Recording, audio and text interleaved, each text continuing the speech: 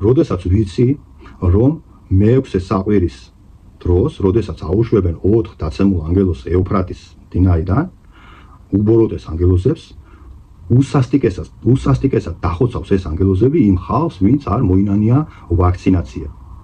მე გავიკეთე ჩინური ვაქცინა და შიმპანზეს გენია შიგნით ეს არ არის სახიფათო სისხლის აღრევა ღვთის წინაშე არის საძაგლობა. და ამ საძაგლობას რო არ ინანიებ, მაშინ შენ უკვე განსაცდელს იხვეწები საქართველოში და ეს ჩვენი საქართველოა და მენანებით ამისთვის. პეტრე ამხელდა პავლეს. პავლე ამხელდა პეტრეს. რა ქონდა ამ პეტრეს ამ პავლეს სამხილებელი, მაგრამ თუ სწორ დასკვნას გავაკეთებთ, როდესაც შენი აზრით შენი მოყვასი იუღუპება და შენ მას არ ამხელ, ესე იგი ბოდიში და სულ ფეხებზე კიდია ის დაიღუპება თუ არა. და თუ შენ აი ამ სიჩუმეში და ხმას რომ არ მოიღებ თან კიდე ფულს გიხდია, რა დროს ხილება ამ გაგანია ფულის კეთებაში, ხო?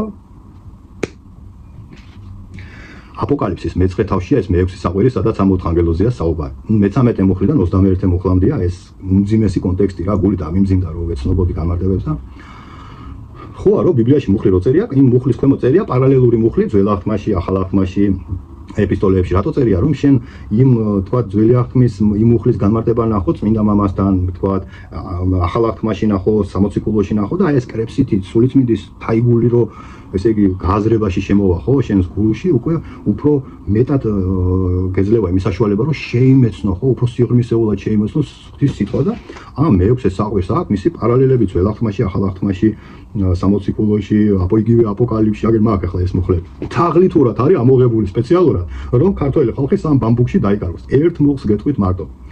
პეტრე მოციქულის მეორე ეპისტოლე გადაშალეთ. მეორე ეპისტოლეში მეორე თავი გადაშალეთ და წაიკითხეთ მე-4 მუხლი. მე დაგუგლეთ ამ მე-4 მუხლის განმარტება წმინდა მამებში და ნახავთ რომ აზრი არის გაყოფილი ორად. ანუ ერთი ამბობს ერთს, მეორე ამბობს მეორეს და მიდის აზრთა ჭიდილი. ადგა საქართველოს ქართულ ბიბლიაში და ყველა ორივე აზრი ამოიღო. გამოცა წმინდა ანდრია კესარიელის განმარტება გამოცენ მუხლობრივი წავიკითხე ახლა მე-6 საყვირის განმარტება და მასეთ აბდაუგდას არიტყვის ჭიჭიკია და ბიჭიკია. ანუ ან გაყალბებულია უბრალოდ წმინდა ანდრია კესარიელის განმარტება, რომელიც ქართულ ენაზე იყო მე-10 საუკუნეში. ან გაყალბებულია, ან უბრალოდ წმინდა ანდრია კესარიელმა თავი შეიკავა განმარტებისგან. ან როგორი ტექსტი წერია, იცი? აუშვებდა ეუფრატიდან, აბა რა სიზამდა რა, ზოგი ხორებში დააბადა, შედევნა უფალმა და ზოგი მდინარე ეუფრატზე და ზოგი იქანა და ზოგი აქანა და იქანა და აქანა არის ასე არ ლაპარაკობს წმინდა ანდრია კესარიელი.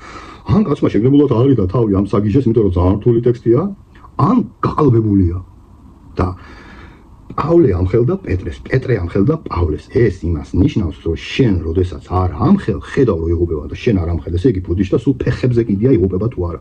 ანუ შესაბამისად რატო ვამბობ ამას? სინანულისთვის. ანუ სინანული შეამცირებს საქართველოს დევნას. არ მინდა რომ დიდი დევნა იყოს საქართველოში.